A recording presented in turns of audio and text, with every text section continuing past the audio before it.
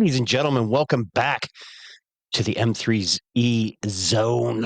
Yes, that's right. Another fun, exciting episode here for you at My Third Eye. And today, I finally get to catch up with Dusty. Some of you follow him on Instagram as Dusty McBalls, and love the name, love the name. And I first heard Dusty's story on Reality Czars, and some of you have probably heard it other places, maybe Great Deception or whatever. But he's been on the tavern a couple times, and finally, the host of the Rainy Day Horror Show is on my show to finally hook up and do an episode that's probably been probably what, 9 months in the making, I would say. So welcome, Dusty. Let everybody know where they can find your podcast, your videos, everything that you do, and then we'll get right into it. Well, as you announced me, I am Dusty McBalls. I am the certified cougar hunter, and I am the host with the most on the Rainy Day Horror Show. You can find me basically on all platforms. I am on Spotify, Apple, basically all of them. So, yeah, I'm excited to be here. It's going to be fun. Hell yeah. Now you said you do videos as well, right? I'm starting to. I'm Starting starting to. to. Okay. All right. Yeah, we kind of talked a little bit before we started recording. Uh kind of the same. You know what I mean? I'm learning, but I used to throw some of my episodes up on YouTube back in the day when I first started, before I had a Patreon and what have you. And it started growing. I mean, I had the listen, especially from the one episode that I did called Lines of Destiny, but then they changed their policies, and you get dinged if you say shit right, within the first 30 seconds or something. You know what I mean? I was like, you know what? Screw this. I'm moving away from YouTube, and I'll put the episodes up video wise on the Patreon for them. But yeah, it's just video is a lot different than audio, and it kind of kicks your ass, and I don't know why. Yeah, I've been technically an audio engineer since 2018. That's like the correct term for people that are like listening to this. But I don't want to move. Like I want to move to YouTube, but I'm like kind of scared just because my jokes, and I swear so much, and my jokes are so inappropriate. Like I did an episode on Lobster Boy, the circus guy from, Yeah. yeah, so he couldn't walk, so he had a wheelchair. And when he didn't want to use his wheelchair, he would like kind of crawl around like a seal. So I said, one of my jokes was, well, instead of calling him Lobster Boy, we should call him Seal Boy because he fucking walks around like a seal. And then I put in an audio of a seal barking right after that. So I was like, some of my stuff just doesn't is way beyond YouTube's Yeah. policies. I love it. It makes sense to me. It made me laugh. Yeah. But Uh, yeah, there's too many people that they just get too sensitive, and I don't get why. What the push is to be so sensitive, and since when did humor and jokes now all of a sudden have to be so politically correct, and you can't make fun of anything? That was the point of humor and comedy. Period. You'd watch old comics, and you wanted to hear the fucking off the wall bizarre shit that you knew you and your friends would say, but you can't say it in public. But here's a mhm. stand-up comedian in front of a live audience of thousands or whatever, Howie Mandel back in the day, doing an HBO special or whatever, and the crowd's roaring. You're like, man, Mhm. I talk about the same shit. So I don't know. People need Yeah. to toughen up their skin and pull their boots back up. Yeah, I agree. I agree. That's why I think the best like comedy movies were made in like the early 2000s because they were all like subliminally racist, homophobic, transphobic, and everybody knew that they were joking, and it was just so funny. Right. Yeah. And that at the end of the day, you'd walk away and you'd be like, "Man, that was funny. I laughed my ass off, and you didn't lose any fucking sleep over it." Now everybody No. wants to lose sleep and make everybody else lose sleep. It's like, shut the hell Yeah. up. Yeah, I agree. I agree. So let's get into your story. And you can do the trail story, and if it side rails and goes off into other stories, because you have a lot going on in your life. That it can't even be wrapped up in one episode. You know what I Mm-mm. mean? It's just there's so much. to the paranormal with you and your life and your fiance and everything else that you guys have experienced. So just take us from the beginning and we'll go from there. And Okay. we're going to have fun. We're going to rock it out. Do you want the normal version or the extended version? Because the extended version can take like up to an hour to hour and a half to tell. That's fine. We can Okay, do the extended perfect. version. Okay, perfect. So when I just moved back to Minnesota in February of 2023. It was the beginning. And I just moved back from Atlanta, sorry. And I was just scrolling through Bumble, trying to find, my future wife, my future girlfriend, or whatever. And I came across my girlfriend, Gabby. So we ended up matching and we went out on Valentine's Day together. That was like our first official date. And so we go to the Stone Arch Bridge in Minneapolis, and it is really, really cool bridge. You can't really go down on to the riverbank anymore just because all like the pathways and everything is just so deteriorated. So you kind of have to like walk around and like find like different paths to get to different places. So we started hanging out at Stone Arch Bridge for like maybe an hour ish, just talking and doing whatever. And after that, it was getting a little bit later at night. It was probably like 10:30, 11 o'clock. And I was like, "You want to go somewhere else?" And she's like, "Sure. Where do you want to go?" And I said, "Well, we could go to this trail that's near my house that I used to go to when I just was like bored one night and I just go walk around at this trail." And so we get to the trail. It's like maybe 10 minutes from my house. And once we get there, we get out and we start walking this trail. Now, the parking lot, it's all dirt, and there's a little path that goes past like this ranch style fencing. You go down the path, it goes down a little hill, then it comes back up. Well, when we were coming up on that hill, we came to the top, and my girlfriend, she stops dead in her tracks and says, "Do you see that man on the right side of the path?" I was on the left side and she was on the right side, and she was like, "Do you see that man on the right side of the path?" And I was like, "No, I don't see anybody there," as I was shining my flashlight. And she's like, "We gotta go." I was like, What are you talking about?" And she's like, "That man that's standing there and looking at us, he is extremely upset. He's just not happy. He wants us to leave." And I was like, "Okay, cool. Let's just turn around and go back." So we leave, and as we come to my car, something grabs the back pant leg of my girlfriend's like left leg, and she freaks out and she's like, "Don't touch me." And I was like, What are you talking about?" She's like, "No, I wasn't talking to you. I was talking, something just grabbed me." And she's like, "Don't touch me." I was like, "Okay." Get in the car, and I take her back to her house, drop her off, and then I go home, and we're kind of confused. Like, I was like, "What's going on with this trail?" And we were talking back and forth because it just really piqued our interest. And as we were continuing to talk, like maybe 2 days after, she decided to look everything up online about this trail.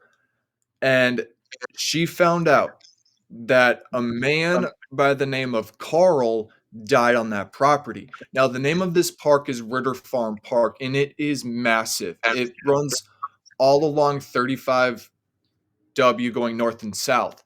And the south part of the park is Ritter Farm, and then the north part, it's just a bunch of housing developments and stuff like that. It's not attached to Ritter Farm Park, but at one point it was, and we'll get into that in a second.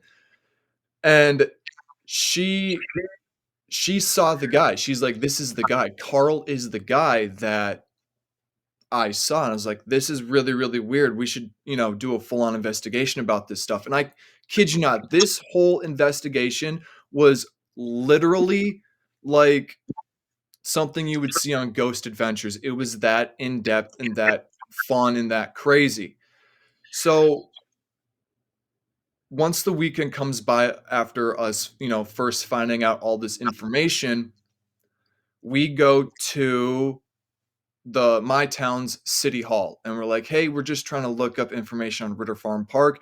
They basically at the city hall and the library basically just printed off what was online. So we didn't really like get anywhere. And they told us at city hall, they're like, "Hey, maybe try going to like the Ritter Farm like what is it? Like directory people that should be there. I know that they're rebuilding a section for them and it might be closed down, but you guys can go check it out and look." So we go to the south part of Ritter Farm Park and we walk up to this house where the directory people are supposed to be. And this house is vacant. Like it's been vacant forever. And so we then go to the little cabin to see if maybe somebody's in there. It was just being built still, so we didn't know maybe if there was anybody in there or not. And we go look and we step inside, nobody's in there. And I was like, I don't want to get a trespassing ticket or citation or whatever, so we'll just leave. Didn't find anything. And so as we are driving to Apple Valley, which is one of my neighboring towns, to go to like the county city hall and the county library, she starts looking at the sheets that were printed off for us and she's reading them off to me and she says, that house that we were just at that was completely vacant, that house is where Carl and his family lived. And when he died, his granddaughter, when they would go into the cellar, they would feel stuff like touch their shoulder, brush by him, just weird, creepy, spiritual, paranormal stuff. And I was like, that's really, really interesting. So we then make it to the Dakota County Library and City Hall, and we go and see if we can find anything in the library first. Couldn't find anything. There was just nothing. And so we went to where the City Hall part is attached to the library because they had a park and recs center. Yeah, that's the opening to it. Yep. They had Sweet. a like park and rec center, and as we were trying to go to it, we found out that it was closed. It was just past like it was like 30 it was like 5:30 and they closed at 5. So like, oh shoot. In come these two sheriffs.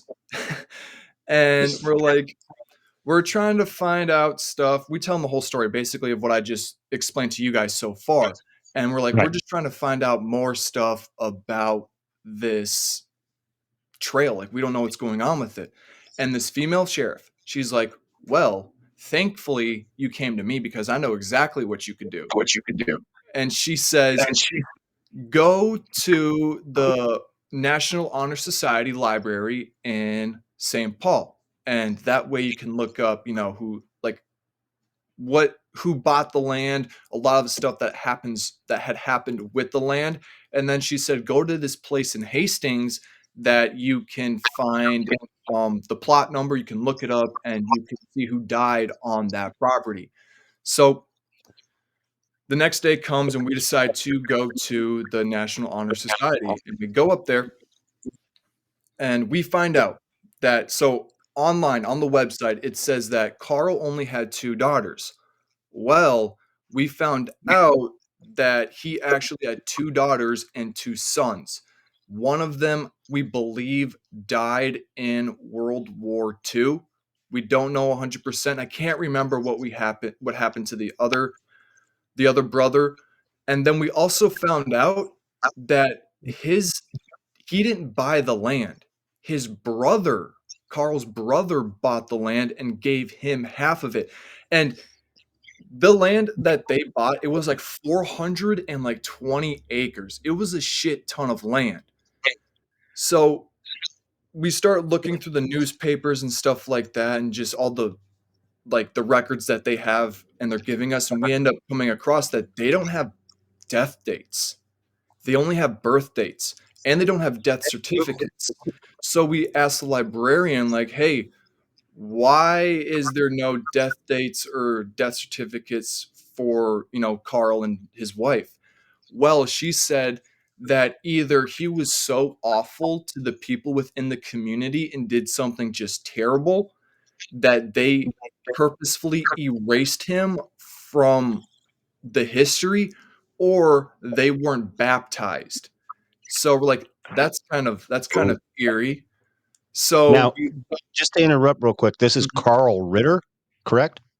No, Carl Ritter is somebody else. I forgot Carl's last name. Okay. I was going to try and look for a picture online to throw up for people to see, but no big deal. Okay.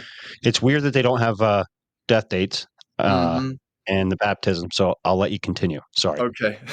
So then we drive from the St. Paul to Hastings, and we're kind of doing a little bit more research as we go, and I find out through my mom, research on the internet, and other people within my community that people have been dying, have been either murdered, um, weirdly, like, just died there or committed suicide at Ritter Farm Park. And two things. A dude committed suicide there like 4 years ago at Ritter Farm, Park. He ended up pulling in and just grabbed a shotgun, put it under his chin, and blew his brains out and just left the door open, and that was that. And he got Whoa. discovered like 2 days later. Yep. And then in 2014, two because my school has a north and south, and the south portion of my school, because our town is just so big, that they Mhm. divided everybody up. So the South School, they did like an ecology class and they went to Ritter Farm Park. Well, some of the ecology students saw remains of a dude that has been missing since 2010. So when they found him, he had been missing for 4 years. Holy shit. Yeah, and I was able to trace all of these deaths and other weird occurrences back until the 80s. I believe it was the 80s. So, once we reached Hastings and we looked at the plot number, it was first Ritter Farm was first purchased in the late 1800s. It was like 1890 something. And that guy sold it to, I think it was Gordy. I think his name was Gordy, and his family, who then sold it to Carl's family, and then Carl's family sold it to the Ritters, and then the county or my town bought it and made it a park. But this is where it gets really, really weird. Carl, or not Carl, Gordy, when he bought it in the early 1900s, he died of heart failure. Then when Carl bought it, Carl died, I think, of a heart failure or an aneurysm. It was one of the two. And then when the Ritters bought it, there were 5 people that were on the land owning sheet. 3 of them died to either heart failure or an aneurysm. So now me and my girlfriend, we're thinking like this it just isn't a coincidence. There has to be something behind this. And so we just decided to go to the trail because we're not really getting any answers. So we're like, let's just talk to Carl, see if he'll speak. Well, we as like a week goes by, we decide to go there on a Saturday night, and we arrive right as we enter the park. Um, we don't even go down the trail because in the parking lot, waiting for us, was this massive demon just looking at us. So as I pulled in, I backed up next to the tree line where I usually park because then I can see the entrance to the trail, and then the road that go enters the parking lot is to my right. And so I can just see the whole parking lot and everything like that. And according to my girlfriend, he was standing directly in front of my car, looking just dead at us. And I asked my girlfriend to describe him to me. And because I mean, I'm getting more and more gifts, but I'm not as gifted as her. She's basically like a psychic medium. So anything comes through her to her all at once. And she's just that in tune spiritually. And so she says, well, the lower portion of him is, I describe him as a minotaur, or if like a centaur, if just the back.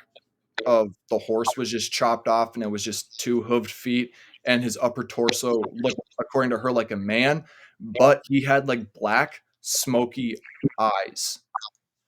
And she is absolute I feel so bad looking at it now because I didn't really force her. I said, "We can go to the trail," and she always agreed. It's not like I coerced her into going onto the trail, but, like, I always wanted to go back and just figure it out.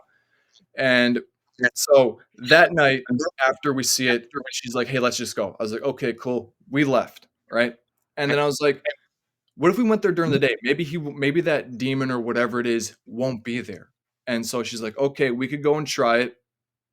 And so I we go there the next day at, like, oh, probably 3 o'clock in the afternoon, and we enter the park, and we start going down the hill, and everything's fine. Everything's perfectly fine so far.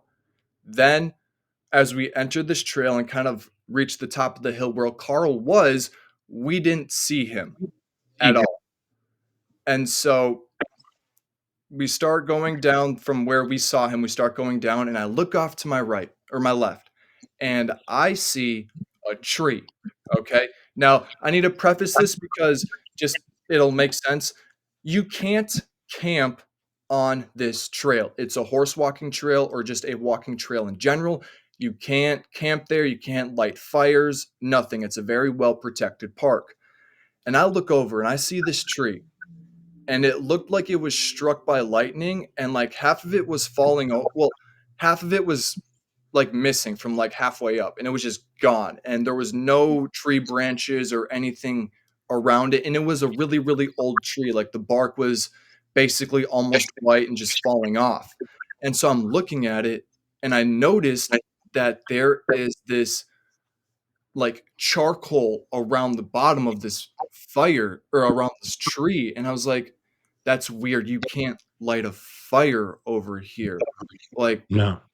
"What?" And I look at my girlfriend, I'm like, "What's going on here?" And she's like, "Yeah, don't go over there right now because something's telling me something bad is attached to that tree stump." And I was like, "Okay, cool, let's just keep walking." And so, as we're walking, my girlfriend is just hearing things, shouting, yelling, men and women, like, fighting and stuff like that. It's just a lot of turmoil is going on right now. And as we walk, this these 2 women that are horseback riding, literally, like, maybe 5 yards from us, when the horses locked eyes with me and my girlfriend, and they reared up. Like they were scared of something that was near us, and they just reared up, and then they were able to calm the horses down, and then they just walked by us, and after that, we kind of looked back at the horses, and they were still freaking out, and we're like, Hmm. "This something bad has happened here." And so we keep walking, and we walk maybe another 100 yards, and at the time when we went there at this specific moment in the story, the snow was just starting to melt. So there was just the ground was a little muddy, and for the people that live in cold places, you'll probably understand what I mean. But you know how there's like you have the like layer of snow and ice on top, but there's sometimes like a Mhm. little stream of water going under it. Yep. There was a lot of that too, and so because this plays a huge role, and as we're walking, we come across this married couple. The husband walks right by us. Now, the wife, she walks by us, but she literally dead stops like 45 degrees behind me and says, "Don't go any further." And we're like, What's going on? What are you talking about?" She's like, "Don't go any further. My husband stepped in like one of those snow trapped puddles and his whole foot's wet. And now we have to go home."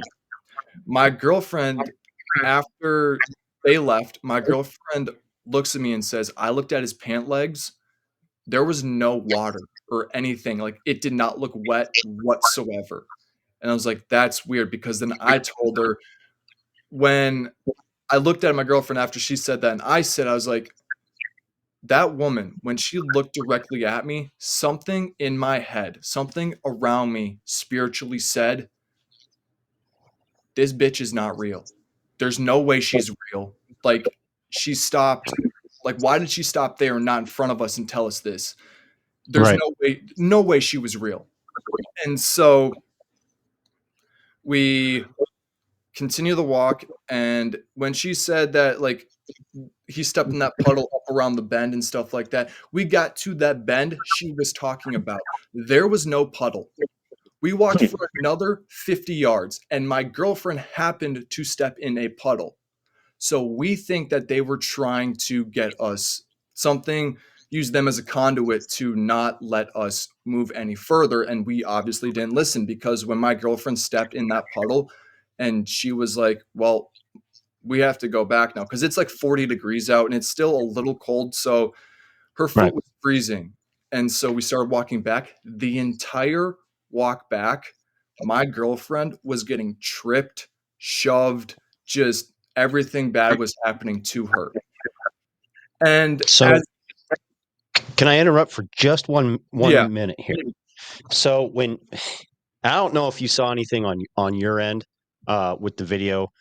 Did my video feed probably you cut cut out out. on your end, right? It did. Okay. So that happened right when you started saying you went to the trailhead, and you saw this demon. Okay. All of a sudden, within, I don't know, 3 or 4 seconds, my screens start freezing. I can't get back. I'm trying. I was trying to bring up missing persons pictures, just something to search, just to throw up or whatever. And next thing I know, I can't get back into EV Mux. It's giving me black screens. They're appearing and disappearing. So I hit pause on the Roadcaster real quick, okay, Mhm. and I'm like, shit, what's going on? Well, all of a sudden it's boom. It says camera off. I'm like, okay, it booted me. Something's going on. I come back in. You're still going. You Mhm. didn't drop a beat. You didn't. You know what I mean? So I'm hoping. Obviously, I missed about 30 to 40 seconds of that. I hit record on the Roadcaster real quick. I see it start to record. I'm like, okay, cool. I'm about 30 seconds behind in audio. Whatever. I can explain this when I go to edit it. I look over and it randomly stopped. And I'm like, fuck. So now I hit record again. Now it's been recording for the past 5 minutes on the dot. And this all started when you said that. And it took me back to when we were talking before we were recording Mhm. about you and Catalyst trying to do a show and shit kept on glitching.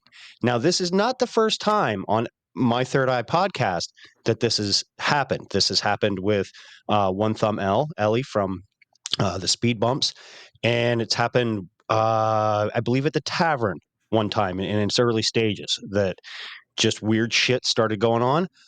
Now I am an empath. I do pick up on things. I don't feel anything here, but sometimes with electronics, shit goes haywire, and this Mhm. hasn't done anything like this since the last time we were talking about entities on this show, and that was probably close to a year ago. Well, so a quick side story.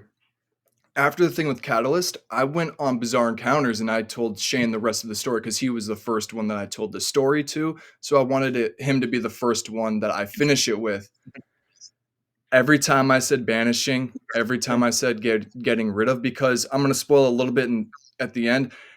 A demon did attach to me, and I got it unattached, but it's living in my attic. Two of them are actually in my house, and they're both living in the attic. So every time I brought up banishing them again or trying to get rid of them, on Shane's end, and he sent me a photo. I'll see if I have it still, and I'll send it to you. He My screen on his end would turn my face. My audio would cut out, and then my face would go to like this black mask, like it was in like, like the old executioners with the axe that Mhm. they had. Yep. It would turn to that, and then my audio would, or my feed to him would cut out, and I'd just go black, and he could not see me. And it did that 4 different times, because Damn. they hate when I tell this story. That's crazy because I remember when Shane and I started that show. in its infancy, and I had to step away, and it was nothing to do with Shane or anything. It's just I had so much going on at the time. And I kind of explained that to you in the beginning, and eventually it led to the tavern just kind of needed to go to rest. I was burning the candle at both ends, Mhm. and coming in the near future, I will be going on as a guest on the old show of Bizarre Encounters, which I'm looking forward to. Exciting, sometime in February towards the end. But if he's seeing that, and Catalyst had something, and now here we are doing it, you're right. They don't Mhm. like you talking Mhm. about it. And when a dark entity doesn't like something, they will fuck with you. They will fuck with you hard. And Mhm. you know, I could go on side stories about some of the paranormal that I've experienced, but this isn't about me. But I still see shadow movement to this day out of the side of my eyes of things peeking around the corners or whatever. You can't really get a good face. You just know you saw something peek, and it's crazy. Now I possibly had an encounter when I was younger with a skinwalker. So talking with my family members that live out west and what have you. And basically, my brother, he's like, he's the one that kind of pinned it down to being a skinwalker and putting do you see shadow people peeking around corners? Do you see shadow movement and all this? He's like, they're keeping an eye on you. And I'm like, oh Mhm. my Mhm. God, you hear that kind of shit, and you're like, well, I thought you don't survive those type of encounters. And he's like, well, some people do. So, Mhm. and then it goes into, well, you saw a demon. Not everybody walks away from being demonically attached, but you did. So Yeah. I don't know. Yeah. We can get back into it. I just needed to explain that on my end, and how freaking bizarre, because it would my screen would just go completely black, and where you and I appear in the little box, it went all like barcodey. You know what I mean? Like Oh. it just weird. And I don't know. I don't know if it recorded any of it or not, because I don't know if it happened on, your end, or if it was the whole screen in general, because I wasn't sharing the screen. But it was weird, and I'm sitting here, I'm like, okay, don't freak the fuck out. You'll get back in, you know what I mean? Because I'm like, fuck, we're getting into the good part of a story here. And next thing I know, I'm like, oh fuck, I'm gonna lose everything. And here we are. So we can get back into it. Also, I'd like to get a little backstory of your fiance, and kind of how she um, is sensitive to these things as well. So we'll start with that. She has been, from what I know, she has been seeing things ever since she was little, and she has so many weird encounters. Like she would talk to her, I think it was her uncle. She's Puerto Rican, so like, and she practices witchcraft and stuff like that. So we don't. I mean, this is gonna get the Bible thumpers angry. We don't pay attention to Christianity and religion, or that's not us. We strictly deal with witchcraft and good, not like evil witchcraft, but like more of the lighter stuff and everything and that surrounds that aspect. But yeah, she's been just seeing everything. She can talk to him. She can see like anything can come to her at any point. She once got a vision right in front of me, and that was weird because she was telling me, she's like, it's not human, but it's not, she's like, I don't think it's evil because it's, what it's doing is it's standing in front of somebody's house walking back and forth. And she tried explaining like the front of the house to me, and none of my family members had the um the front of the house that she was explaining. It was just like white pillars, and just it looked kind of like the front of my house, but it wasn't my house.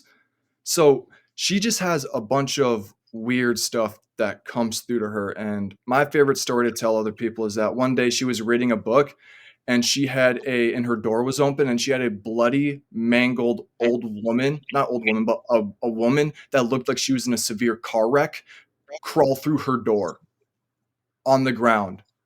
Yeah. And yeah, and Wow. she's like, "Get out of my room." And at first it didn't listen, and then she like yelled at it and it finally left. But that is like one of my favorite stories to tell people, on just like, to her it's normal that she just sees this stuff. But this trail absolutely terrified her. Yeah, it reminds me of my daughter moved into. I've told this story several times on here. A couple years ago, moved into an apartment here right around the corner from where we live, and she was showing me. She was all excited, and she's like, "Yeah, here's the attic." It was a double, but she had the top half instead of split side by side. It was top and bottom. And she's like, "Yeah, we have access to the attic. I don't know where the light is." And I opened the door, and I just got this feeling like, "Do not come up here. Do not come up here." And I looked at her. I Mhm. said, "There's something not good up there, and I don't know what it is, but I'm not going up there." And she ended up having she'd have dreams of an old lady attacking her and chasing her around the house and hiding in the corners and holding her down and all this bizarre shit. And then when she moved out, it all stopped. Yeah. I get, So, um I get really, really weird dreams like that, and I call it the further from insidious because that's basically exactly what it is. I don't know if it's a place that my spirit actually goes to, but I've been there accidentally 4 different times, and it's just like everything's black around me except it's only like the pale moonlight that is showing through, and it's just blue with a royal blue with like a little bit of white added into the room. Not a whole lot. It's still super dark. And this one just happened recently, and I'll tell this story, then we can get back to the trail. I okay. was laying in my bed and I heard my girlfriend calling to me. My door was shut, and I heard my girlfriend calling to me from the stairs. And I was like, "Hey, Gabby, I'm in my room. Just when you come in, announce yourself." So I already knew in my dream something was up. And I leaned over the bed, like over the side of my bed to grab something. It was weird because it felt like I was grabbing a weapon because I knew it wasn't her. And as I come back up, my door swings open and it's like a whirlwind of screams and crying. And I jump up to go slam the door. And as I'm about to slam the door, I woke up. And this is where it gets really, really trippy because I texted my girlfriend this. I told her what I dreamt about, and I was like, something was mimicking you. And one of our spirit guides was in my room when this was happening, and she said that she had to fit like I could not wake up, and she had to physically help me wake up. And she told Gabby that I was sleepwalking when I had this dream. And I've been to this place 3 different times and Hmm, or 4 different times, and it is every time I go there, it's just a nightmare. that's crazy. It does sound just like what you said in Insidious. You know what I mean? Mhm, Dreams are really out there. Like, there's a part of me that thinks that when we're not dreaming, that like what we're doing right now, this is actually dreaming. And when we're asleep, that is actually reality. You know what I mean? But and I'm sure everybody's had that thought. Yeah, I'm not the newest guy on the block to ever say mhm. something like that. But some of the dreams that you have are so real, so vivid, and then you wake up. I've woken up many a times of being like, "Wow, was that real or Mhm. was that a dream?" Like, no, that was real. I really did that, and a couple days go by, and you're like, "No, dude, yeah, you really did just only dream that." And it's like, Mhm. "Well, where the fuck did I go?" It's really trippy because I'm very prone to premonitions, and for people that don't know what a premonition is, it's basically a dream about the future. And I Mm, get like 3 to 4 of those every single night, and it is so trippy when it actually happens, like, right in front of me, like, I'm l reliving that dream. It is the weirdest feeling ever. It's almost like you can like, when you're reliving it, everything just kinda slows down, and you're Mhm. just watching it go by, like in The Yeah, Matrix or whatever, you know what I mean? Yeah. yeah. It's crazy. It is. But back to the trail story, as we were leaving the park, we came by that same exact tree trunk, and I looked at my girlfriend, I was like, "I'm gonna go look at it. I'm not just I'm not going to touch anything. I'm just going to go look at it. And she's like, okay, fine. Just be careful. And I go and I look at it. And there is charcoal that is going around the entire base of the tree.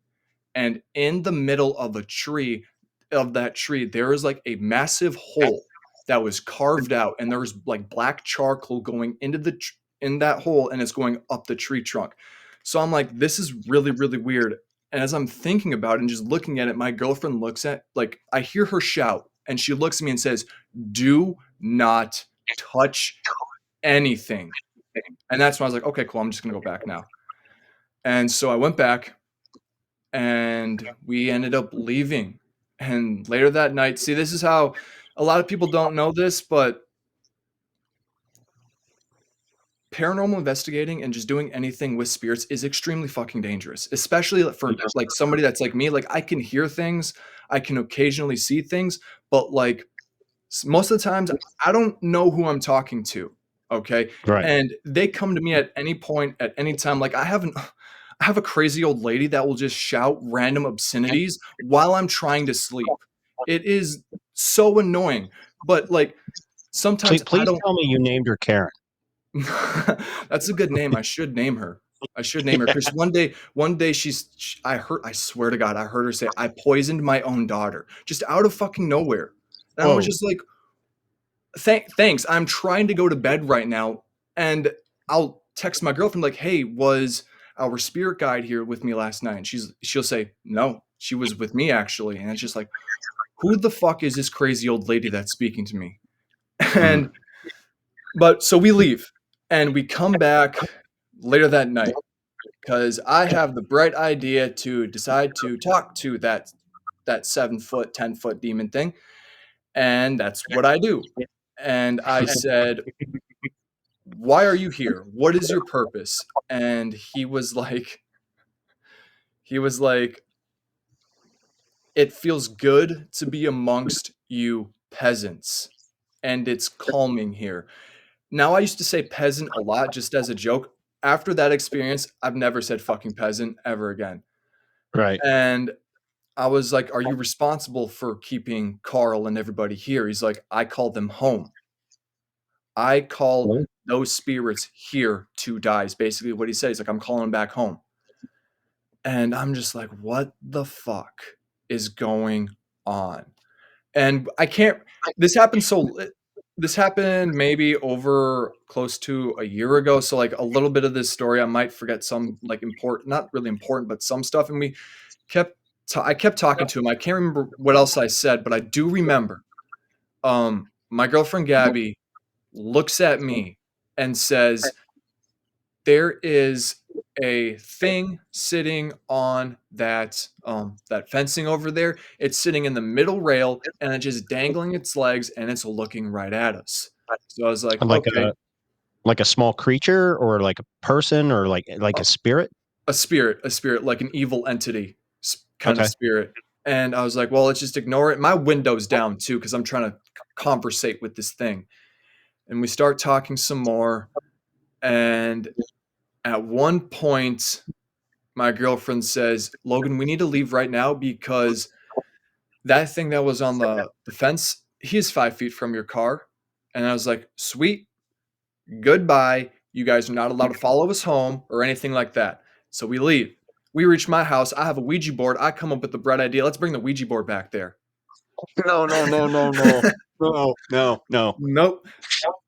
Don't know why I thought that was a great idea, but I grabbed the Ouija board, I grabbed the salt, I grabbed the candles, white candles preferably, just because it's for good energy and pureness and just white candles. If you ever get like want to cleanse your house, use white candles because it brings in good energy. And so grab the candles, grab the salt, head back, and I said, "Hey, do we have permission to use the Ouija board?" And he says, "Yeah, but I'm not responsible for whatever happens to you." And I was like, yeah, we're not going to do that. And I just said to him, I was like, we're just trying to be respectful. That's all. And he's like, you're the most disrespectful little shit I've ever met. I've been telling you to leave us alone and leave for the past 3 hours that you have been here. And then I started talking to Gabby about something, and then he just decided to tell Gabby and points over to where that being was because he was over by the fucking fence again, and he said, "He wants to play with you guys." And then after that, he looked at my girlfriend and said, "It's time for you to come home." What? Yeah. So in my mind, I started thinking like, "Gabby, were you maybe involved with some really dark magic in a past life or something like that?" And she's like, I have no idea." And so that's when we decide to leave. And this is probably the worst spiritual night I've ever had in my entire life. And I hope it never happens again. As we're leaving, driving on the dirt road to get to the main road, my girlfriend looks at me. And you know the movie Smile, the horror movie Smile, Mhm. where they have, Mhm. she looks at me and gives me one of those smiles. Oh, hell And no. yeah, and I'm looking at her, and this is now I realized I had a vision because when I get my visions, it comes like, you know, like the old TVs where it's like all like staticky and pixelated and it's just weird looking. Well, Uh-huh. that's what happened to my vision. And like when I was looking at her, that's what was coming through as she was smiling at me. And I felt my literally the inside of my body rise up out of me and tower over her. And then after that, whatever used her as a conduit left, just was gone. And she started talking to me like nothing ever happened. So once we got home, I was just thinking about, you know, that weird night.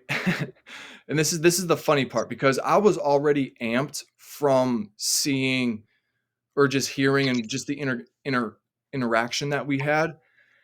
And I slept with my lamp on that night. I've never done that. That was the only time I've ever done it. And I'm facing the my window as I'm trying to sleep. I hear a voice come through because I knew something was in the corner right behind me. I could feel it. I heard a voice come through and just whisper my name. I sat up, said, "No, bitch, we are not doing this tonight," because it was a female that came through. Well, this is the funny part.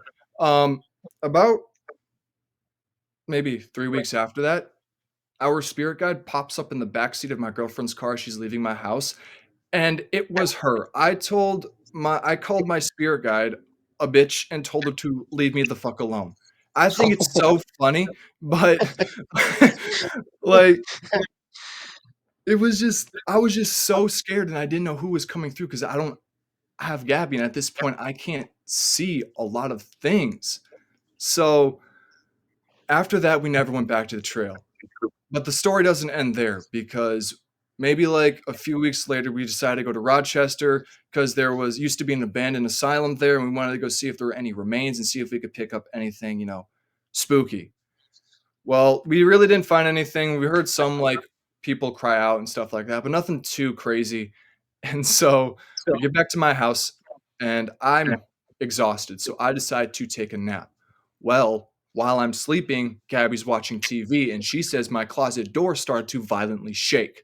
So what I do is I open it up, go into my closet, and Gabby says on my top shelf in my closet, there is something crouched over and it is staring directly at us. Now, for people that are kind of new to the paranormal stuff like that, 9 times out of 10, if a spirit is crouching, it is either evil or it doesn't want to be seen, which those two Mhm. kind of go hand in hand. So I tried talking to it and getting to wanting to know what its business is. So and I'm getting nothing. This thing's not talking to me whatsoever. And Gabby goes, "Well, I'm gonna lock you in there with the lights off." I was like, "No, you're not." And she's like, "Yes, yes, I am."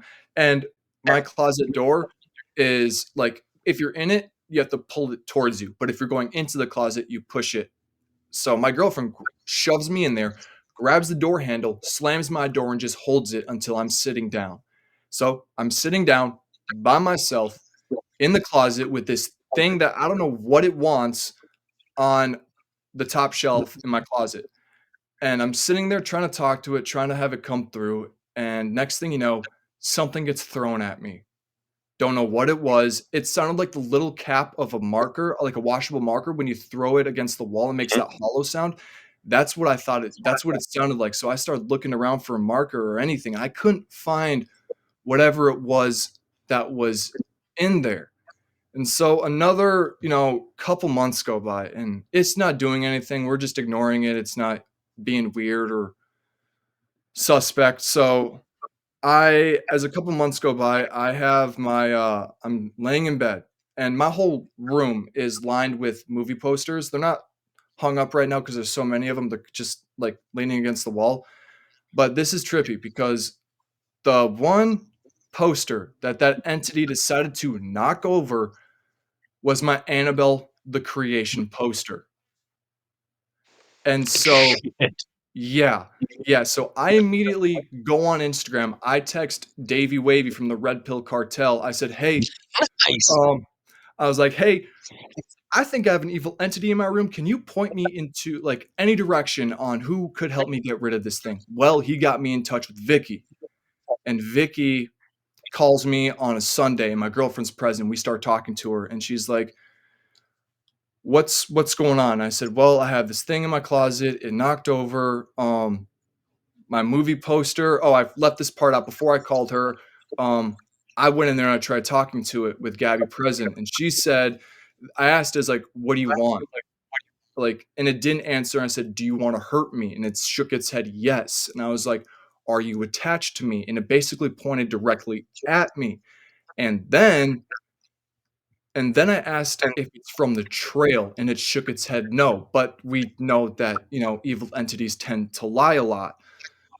So Mhm. I knew it was from the trail. I knew it was from the trail. And Sunday comes, we got on the phone with Vicky. She's basically telling me like, "Hey, yeah, no, it's probably, a demon, and here's the steps that I want you to take," right? But she said, "Until we know for sure, I'm gonna do a spiritual walkthrough on like a Tuesday," I think is what she said she was gonna do it on. And this phone call was like middle of the day, and I was like, "Okay, cool. Um, you can do a spiritual walkthrough and just relay back to me on what I need to get for everything and stuff like that and do."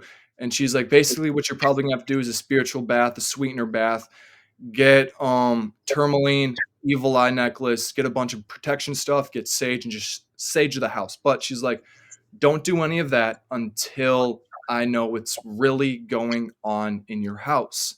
He's like, okay, cool. So get off the phone. Me and my girlfriend Gabby decide to go down onto the main level because my parents weren't home, and we want to watch something on Disney Plus because Vicky also said don't do anything horror related within the house. I can't remember if she said within the house or at all until this thing is gone. We're like, okay, fine. So we went on the main level to go watch, I think it was Lilo and Stitch. And I was like, I'm gonna go run to the gas station, just make sure nothing bad happens here. And she's like, okay, cool. So I go to the gas station. And as I am at the gas station, I get a call from Gabby saying that there is a yellow golden finch bird ramming itself into the windows of the house. Yeah, that's something straight out of a horror movie. Yeah. And I got the stuff, came back home, and she's like, it was it was doing it right on the stairs. And we had at that point, we also had a spirit in the house that would just sprint up and down the stairs. But we were able to figure it out that it was actually the thing in the closet that was kind of like I don't know if transforming is the right word, but making itself look like a different entity so it would confuse Mhm. me and Gabby. And he would run up and down the stairs right where this golden finch bird was running into. And so I was like, well, that's straight out of the Conjuring movie. So I was like, this is not good. This can't be good. Now at this point, because I used to work at a metal shop. I do 5 a.m. to like 3:15 in the afternoon. And I'm like, the next day comes for work, and I am just exhausted. I'm like kind of freaking out because it's just like, what you see in the movies is like, your only real kind of thing that you can like relate it to in a way. Now, I've heard a bunch of different things about demonic possession. I've heard from people saying that they actually don't fully possess you and they just put thoughts and feed stuff into your brain that you think are your own thoughts, and Mhm. they try to get you to commit suicide. But then I've also heard that no, they do fully possess you and you can do some, it's a whole battle. So Right. I don't really know what it truly is. But the next day comes around and I get up at 5 o'clock in the morning and I'm just like, I am exhausted. I'm literally 2 hours of sleep. I'm just going to call into work and just stay home for the day. Well, called into work and then I was still up just because I was just anxious. And I finally went to bed at like 10 o'clock in the morning. Well, took a nap, but took my nap at like 10 o'clock in the morning and I slept up until 1. But during this during my nap, I had a dream and it was a vision because I got that like old static TV look again. And I saw it for the first time ever in my entire life. I saw this thing and I was laying in bed.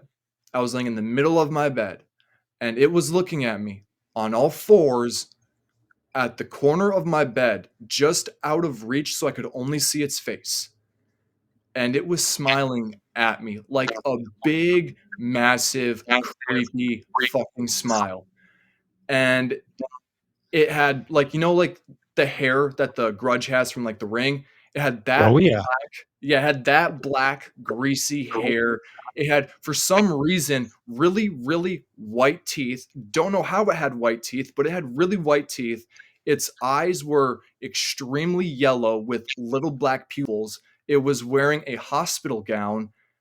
And then, like the one that you get as a patient, not like scrubs or anything, but the ones Mhm. that you get as a patient. And then it had blue Yeah, the and one where black. your butt's exposed. That one, yes. Yeah. And it had blue and black ashy skin. And my spirit reared up and it said, "Get the fuck back in the closet." And it literally scampered on all fours and shot back straight in my closet. And I woke up, I went downstairs, and right as I hit the bottom of the stairs, I see a white apparition float from the pantry all the way across the kitchen and then disappeared. And Mm. then as I was eating, I forgot what I was eating, but I was sitting on the couch and I was just watching TV and I was eating, I think it was pizza. But anyways, that's not important. I heard I heard 3 knocks on my front door window. So I called Gabby, I was like, "Gabby, this just happened." I tell her everything, and then she's like, "Well, talk to Vicky." And I called Vicky and she said, "Well, I did do," because she ended up doing it on a Monday. She's like, "I did do a spiritual walkthrough. You do have a demon that's attached to you. It absolutely hates you for some fucking reason, and you have one in the basement that isn't attached to you, but it's the main thing, it's the main demon at your house. It's stronger than the one that's attached to you, and it's just yeah, it just sits in your basement, but you didn't bring it. It wasn't attached to you. It was somebody that argues a lot. Like, there's always turmoil, always arguing and stuff like that." I was like, "Well, that's my grandparents." And this flows back into a different experience that I had I when I used to live with my grandparents. One night when I was there, I was sleeping and I woke up in the middle of the night to my door wide open, hall light was on, and there was a evil entity that was like 6.5 feet tall, all black, but I could make out its silhouette. It was very, very skinny. It had long arms that went down to the kneecaps, long like fingers that kind of looked like talons, and it was just staring at me. And I thought at the time, I thought it was my grandpa, so I just passed out, went to bed. So I was able to pinpoint that that spirit came from my grandparents and it's now in my house because they it was Damn. attached to them and they brought it here.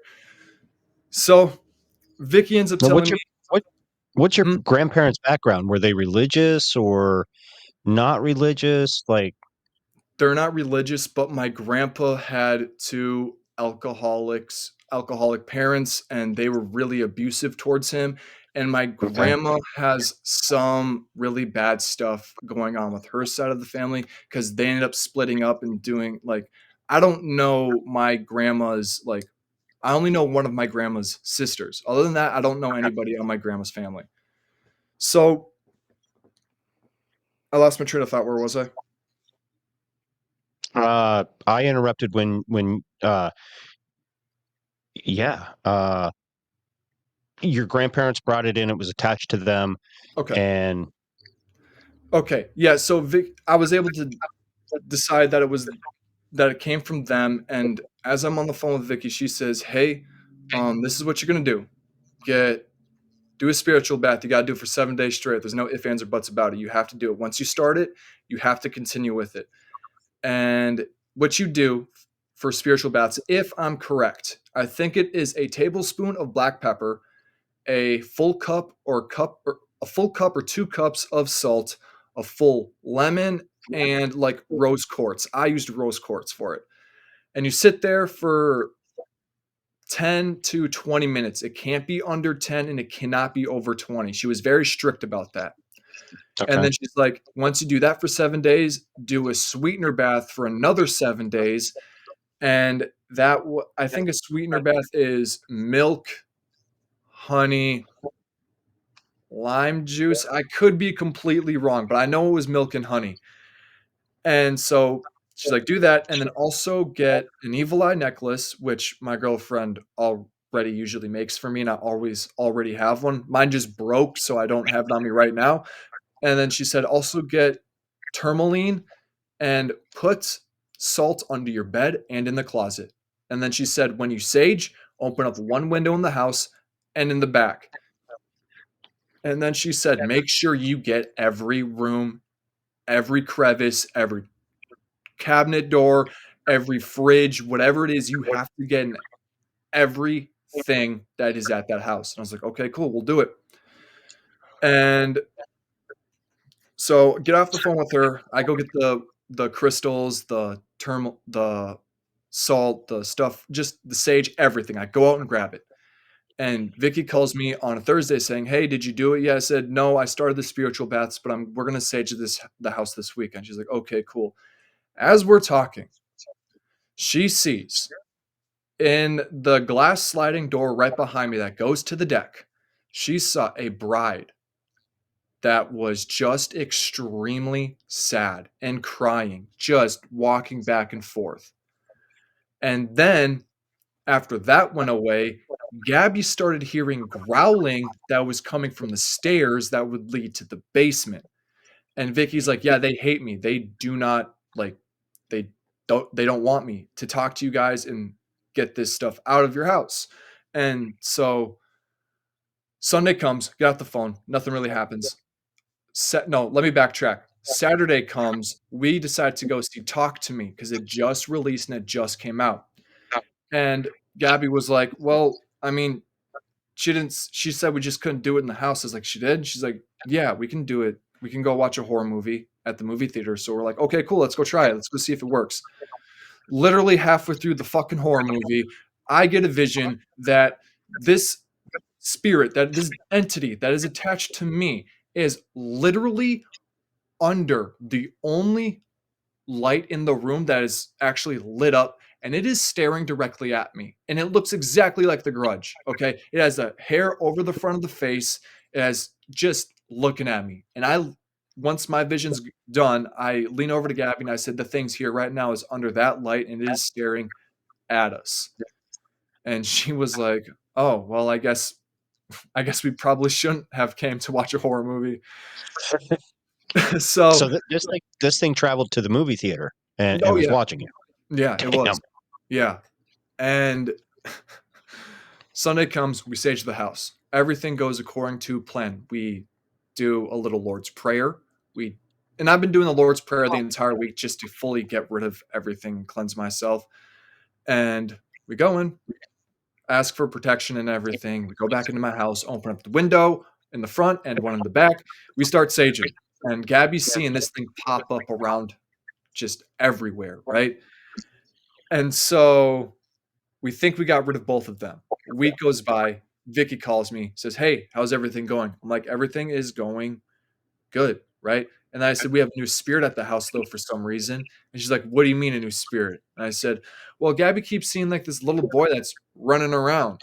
He just runs up the stairs and he like kind of sneaks up on us and stuff like that. Doesn't really do anything." She's like, "That's not a little kid."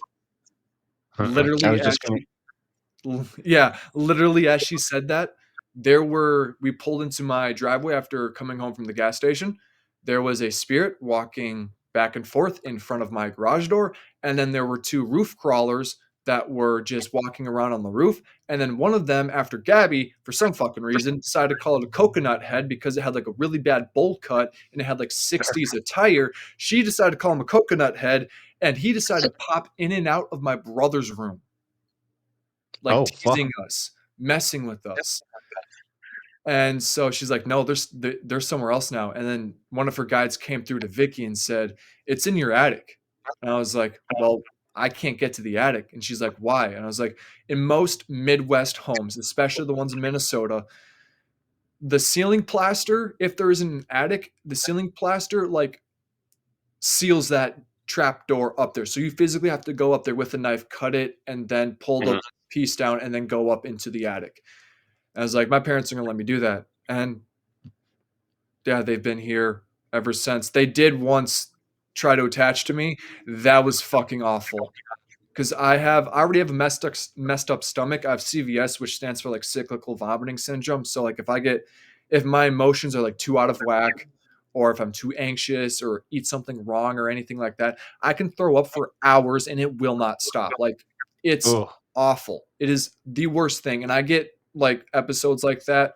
Thankfully, I have medicine now, but I would used to when I was in middle school and high school, I'd get like one episode a month, and it was awful.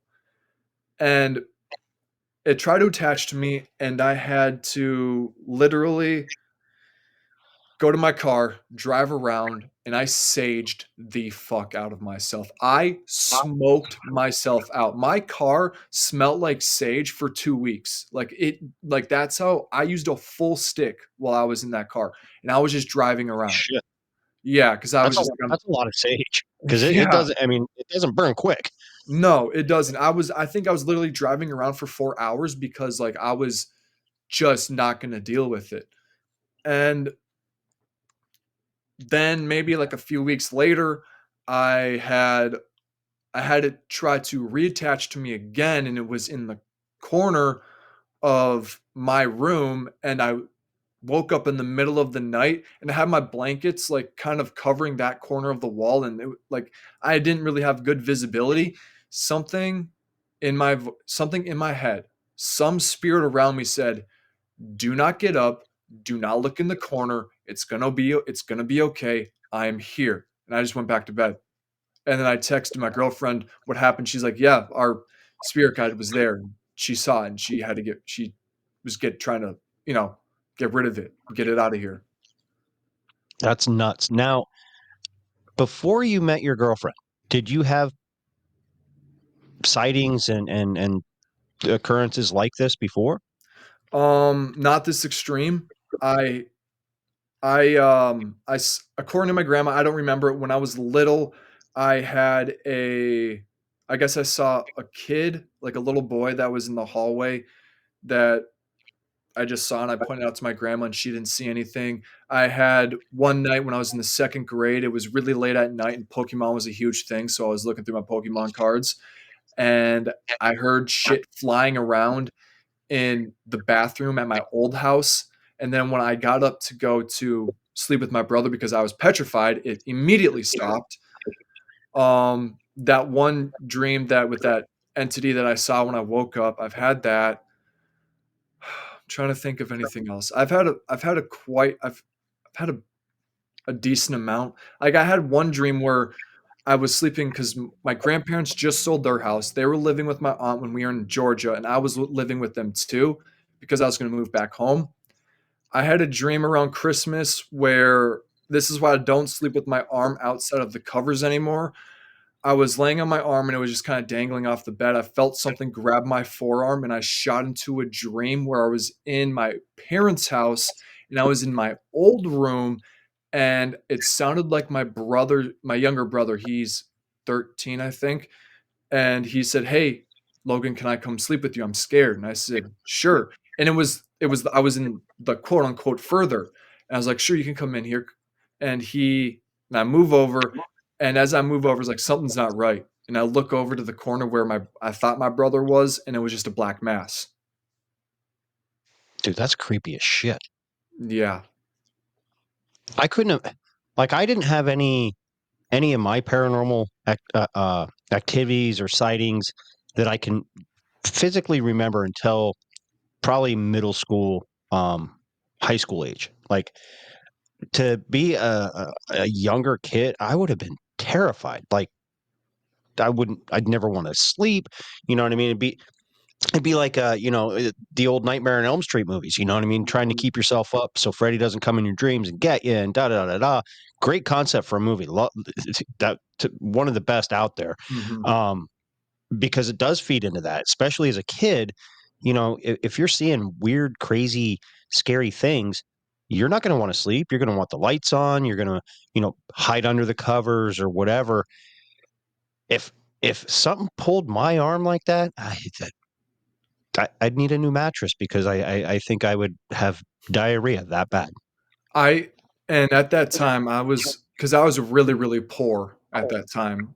I was making only, like, after bills and everything were coming out, I was only having, like, $10 to myself to get me from week Mm, to week. And I just started working 2 jobs, and it was actually when I first found you guys when you were on Bizarre Encounters and I was first listening to you guys. mhm, I, um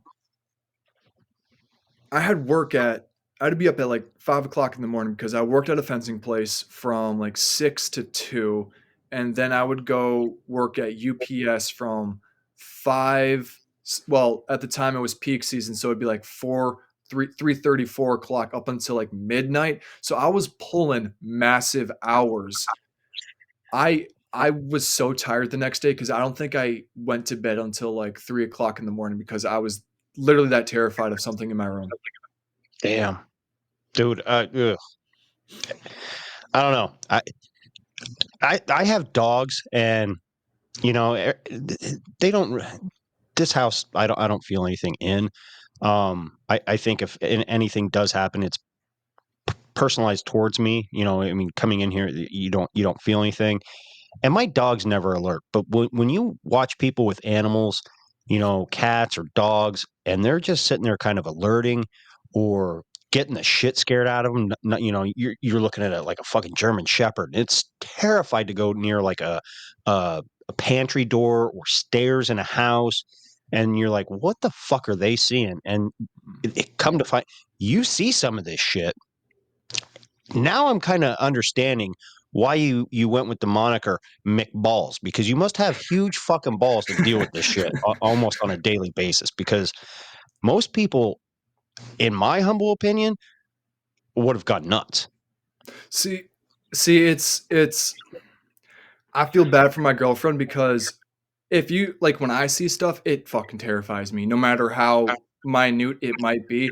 Like, sometimes my spirit guide will come to me personally and talk to me instead of, like, my girlfriend and stuff like that. Because sometimes she likes to keep not hidden from us, but just it's more personalized for me or for her. She even scares the shit out of me sometimes because it's just like it comes out of nowhere. Like, it always gets you when you least expect it. Right. And Well, you did call her a bitch the one night. I did. I did. But prior to me meeting my girlfriend, I mean, I was open to it, but I wasn't getting a whole lot of, like, stuff. But once I met my girlfriend and we went on all of these paranormal investigations together, I immediately hear something. I see something like right away. I now know when something like you get this weird feeling when something wants to come in and talk to you or come through to you. It it's like you start pushing a snowball down a hill and it gradually gets bigger, bigger, and bigger. That's basically what has happened. Damn. Now, with your girlfriend, is it Santeria that she practices, or is it a different kind of magic and witchcraft than what we're normally hear that, like that comes from like Puerto Rico, Cuba, Haiti, and South America and all that other stuff. I don't know 100%. I don't really talk to her about it, and when I do talk to her about it, she does more of like the worshiping of deities. Like, oh, I hope they don't get upset when I say this, but she at one point for a protection deity had Hades as a protection god. Yo, whoa, okay. Yeah. So there I hope he doesn't hear that, but he probably did, and I hope I don't get my shit rocked by my spirit guide, by our spirit guide either, but it's yeah. So for when you talk about them, or if I want to legally use my spirit guide's name, Mhm. I have to ask for permission, and sometimes I don't, so I just say spirit guide, and she's a very what's the word? She's she likes her peace and quiet and just likes Right. to sit back and do her own thing. So that's why I never come out and legally say her name on any of the podcasts. Now, have you your spirit guide? Have you ever like was this a living person at one time, Um, or they've always been in the spirit world? they've always been in the spirit world, if I remember their lore correctly. Okay. Huh. Yeah. What are some of the other like you now you say they're living in your attic now. Like Mhm. do they still fuck with you? Do you hear them running around? Do you like anything? They only mess with me when I tell the story, but I've told like some people when I tell the story on their channel, nothing happens. But unfortunately, you were on the receiving end of that experience today where it did happen. Sometimes they mess with me a little bit after I tell the story, like, "Hey, stop doing it." But usually they just leave me and my girlfriend the fuck alone because Well, we that's good. know what to do to fight back and get rid of them. So it's basically just a stalemate. We don't pay attention to them. We don't try to communicate with them. We don't bother them, and they don't do anything to us. Well, that's good because Yeah. man, shit like that living in my attic, I'd be like, get the fuck out. You know what I mean? Like, Mhm. but you can't, and you're like you said, you're at a stalemate, and it's like I'd be frustrated to be honest with you. Like, like come on, like just leave me the fuck alone. You know what I mean? Yeah. I have enough going on. I don't need your bullshit. Just because you're Yeah. not content where you are in the afterlife doesn't mean you need to make my life fucking miserable. Yeah. Yeah. But and when I probably shouldn't say this out loud, but when I move out and me and my girlfriend finally start living together, probably hope not. They're probably not going to follow me because I'm not going to tell them where I'm going to go, but they could probably still find me somehow if they wanted to. It's weird because I have a feeling now that I probably should not even say this, but for the rest of my living life, I feel like I'm just going to have a weird attachment. Like we're like between me and the things that we're just going to have that weird attachment that's just going to follow me, and they're just going to, check me out every now and then, but yeah, I don't know. It's just weird. It is weird. What you'd mentioned paranormal investigations. Mhm. Can you give us a few that you've been on? Some of the craziest ones. I know you did mention the insane asylum. You said Mhm. you didn't not much happened there, but have you been on one other than this trail that really kind of stands out, freaked you out? You got good evidence, whether just with your own eyes and ears or recorded or anything. So there's this old mill, like this old feed mill, I think is what it was, in Minneapolis, and it's a rundown area, but the government's now gentrifying it and bringing all like the old rich white people back in and running out all the poverty and stuff like that. But this mill, it's abandoned. It's been abandoned since the 90s or the 80s. And it used to be, the public could go there, go through and look at the stuff and just like explore it. It just, how urban explorers do their thing. It was basically that. But deaths started happening at that place. and Hmm. it's I think there was 5, and we went there one time. We couldn't get in because this company bought it, and they locked up all the doors, and there's fencing all the way around it. So me and my girlfriend were just kind of looking at it and stuff like that. There was this one door that was open, but it was completely flooded. And I went and looked down it, and as I walked away, my girlfriend Gabby said that there something growled at us.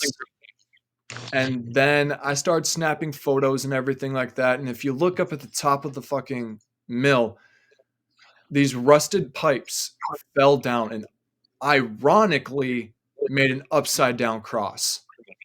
Huh. Yeah, and I was just snapping photos. Didn't really there was nothing really happening, and so we went back to my car, and as we got to my car, we heard something growl at us again, but it was from the riverbank. And so we left, and then we came back maybe a month later, and this time I brought supplies to get in there. I brought crowbar, bolt cutters, wire snips, all the stuff that you need to physically break into a place, and Allegedly. Allegedly. allegedly break into a place. Yeah. And on all of these investigations, I always bring my Ouija board. I never use it. I just bring it just to stir some shit up, see what we could find.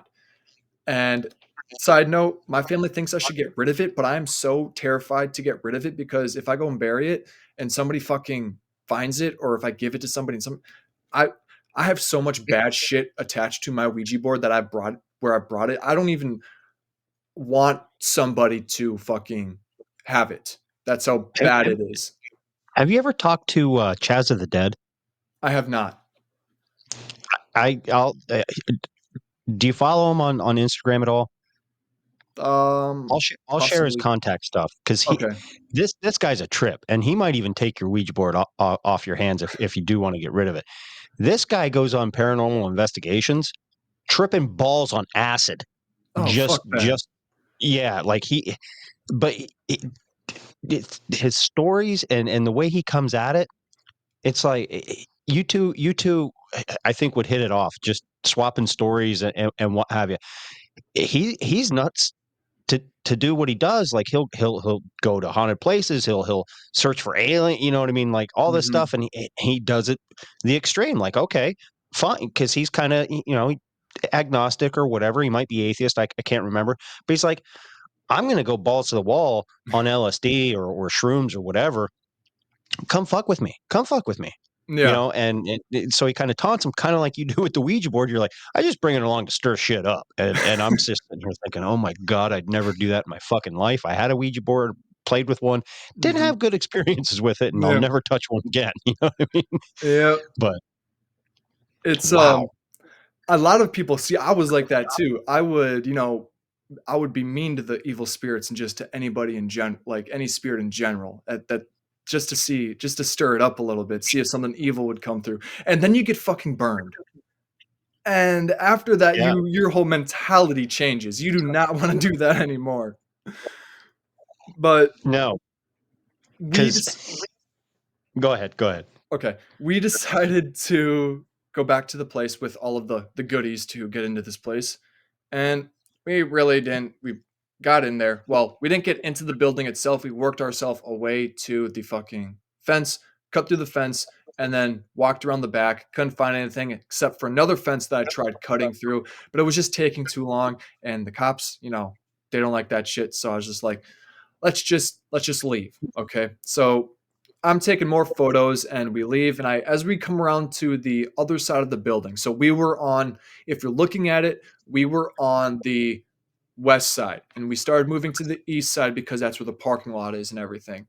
And there's this fence that divides because there's a tunnel that goes from the east side to the west side. And on the west side, that's where I was trying to cut through to get into the building. Well, there's another fence, and I just walk up to it and start taking photos, just seeing if I could get anything weird. Well, as I fucking turn away, something runs up to the fence and like smacks the fence right behind me. And I look at Gabby and I was like, what the hell was that? And she's like, something just ran up there. I was like, that's what I thought. And after we just started like looking around and just examining stuff, we heard like spirits walking on the rafters on top of the building, just a bunch of weird shit. And I forgot to mention this. The 5 people that have died on that property, for some reason, all of them have been drawn to the 10th floor, and for some fucking reason, they always fall down the elevator shaft and die. Don't know why. Yo, And there have been I, countless of other shit where people have fallen through the floor and snapped bones and stuff like that. And as we left, 3 weeks went by, and my girlfriend sent me a link, and this guy literally, after like a few days of us being there, he found the hole. He went through the hole that we created, cut through the other part of the fence, went through that hole, went inside, went up to the 10th floor, fell down the elevator shaft, snapped both of his legs. yo, that's fucking crazy. There Yeah. there has to be there had to have been a violent death back in the day is what Mhm. I'm thinking with this elevator shaft. There's other stories that you hear, and I'm trying to remember. It was probably one of those TV shows on Discovery that I'd watch, but it had to do with an elevator. People got crushed and what have you, and you know, I don't know. It makes you kind of scratch your head a little bit and be like, yeah, I'm glad it didn't happen to me. You know what I mean? Like Yeah. it's like it picks people like, hey, come over here, kind of like a like a trickster. Like come here, come here, come here, Mhm. and next thing you know, boom, you're done.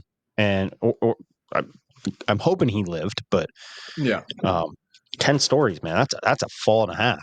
Yeah, we think our theory is because me and Gabby said, if we ever go into it, we are not going above the second floor, and we're definitely not going to the third floor or the 10th floor just because of how rusted and broken down this building is. But we think that the people that have died there, they are upset that they died there, so they may be pushing people off through the elevator shaft. Mm, yeah, that's a very strong possibility. But we haven't, after my whole experience with the trail and things being attached to me, we just haven't gone out and have done any other investigating. I think we went to an old asylum that was in Anoka, which upon further investigation is still fucking operational. Didn't know that when we went there because there was no gates, there was nothing. Half of it is literally, it's like a big cul-de-sac, and half of it is literally a veterans assistance center, and the other half is the fucking asylum.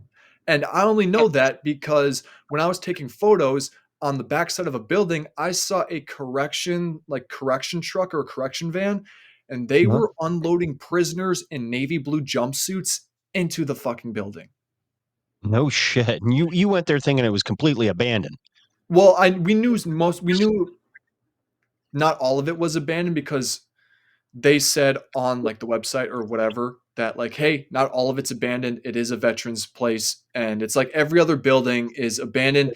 And they said if you try and break in, you will go to jail because they are very strict about people breaking into those abandoned buildings. But Mhm. for the most part, it is abandoned, and it was just the trippiest thing. Like I didn't, and the guy that I wanted to interview from Minnesota, he is actually being held there right now for murdering his sister, sister's husband, and like their 2 kids or something like that. Holy fuck. Yeah, and Like that's another. what made him snap? I don't remember. I looked up his whole story, but I can't remember what it was.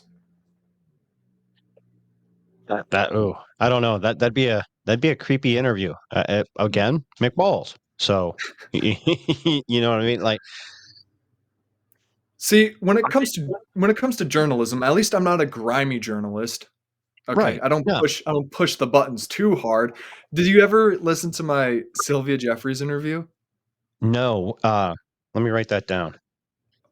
'Cause it is so funny. Literally, because I didn't want to put her, because she was a movie star in a bunch of like low level, not really low level, but like horror movies. I don't want to be disrespectful, but in a bunch of horror movies and stuff like that. She worked with Rob Zombie, and she's from South Carolina. And I was like, I'm not going to put her in any tough position or, anything of that matter.